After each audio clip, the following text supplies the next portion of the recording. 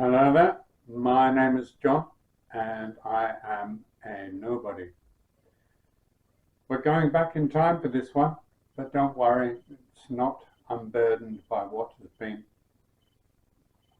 On the contrary. So in my first band, the Sunshine Band, I used to play a lot and we used to tour a lot. And one day we were booked into a club for 2 nights. I have to tell you a bit about how the club was set up because it's part of the story. So we had a smallish stage, and in front of the stage there were steps going down to the dance floor, and we set the mics up on the dance floor so we'd have more room at the top. We left the back line, the drums and the amplifiers upstairs, if you will. And on the first night, the guitar player, Didier, he was French, but it wasn't his fault. He went down the steps to get to his microphone, and he must have twisted his ankle or something, because the second night he played with a plaster cast on his leg because he had to go to the hospital.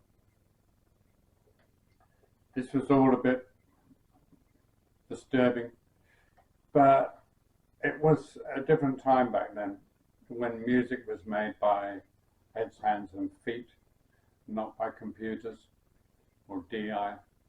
And even though it was a bit disturbing, we carried on because that was our way of doing things back in those days, back in the free time, promiscuous time too, but a lot freer than today.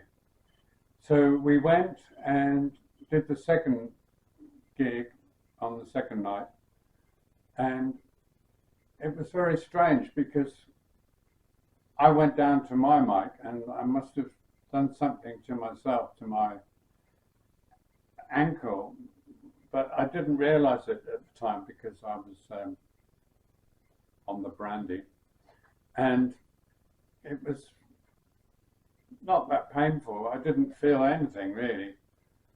And during the break, this strange couple came up to me. It was a man. He reminded me a bit of Rasputin, and he was with an attractive woman. He asked about my name, and when I told him, and he confirmed that I was who I thought he was, he just went like that and motioned for her to go to me, and she did, and he disappeared. So we went, during the break, we went outside and out the back where there was a brick wall and got to know each other a bit better, if you will. And yeah, it was very pleasant. And then we played the second set. Everything was fine.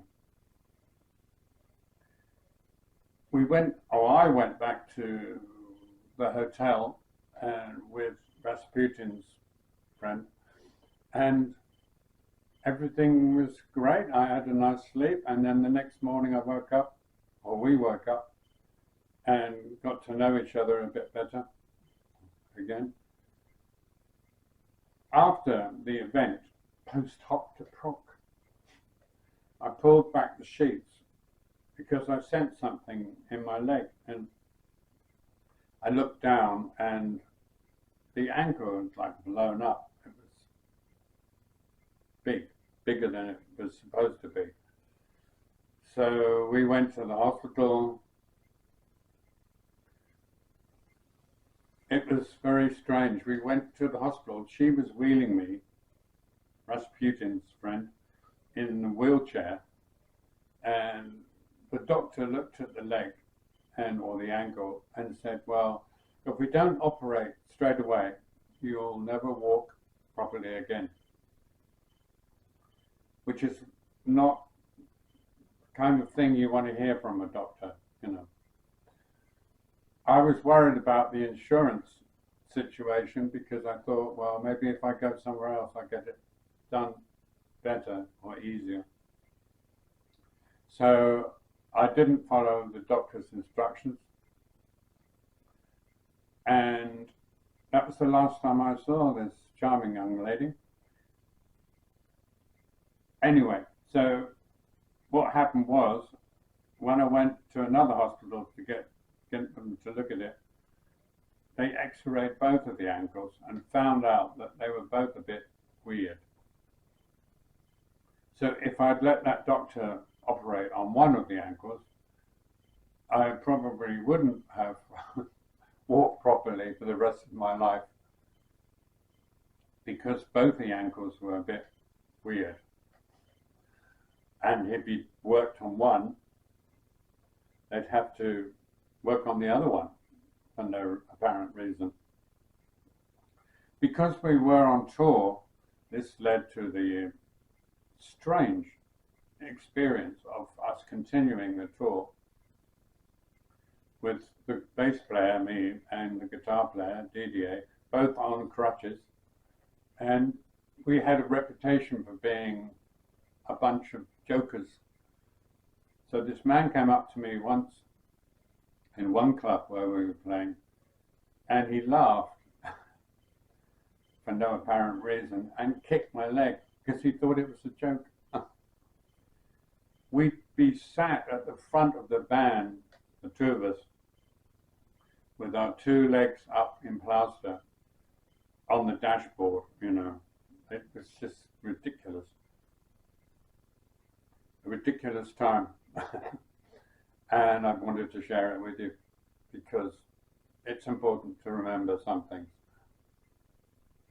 Everything turned out fine in the end, and I got off crutches, so did Didier, and we did a rock palace show, but that's life, c'est la vie, as the French say. A past, but not unburdened by what has been. Okay, you take care of yourself, and those you love, all those you love, and I hope to see you in the next one. I'm going to stop talking now. Don't worry. All right then, thank you very much for watching, and Tschüssikowski.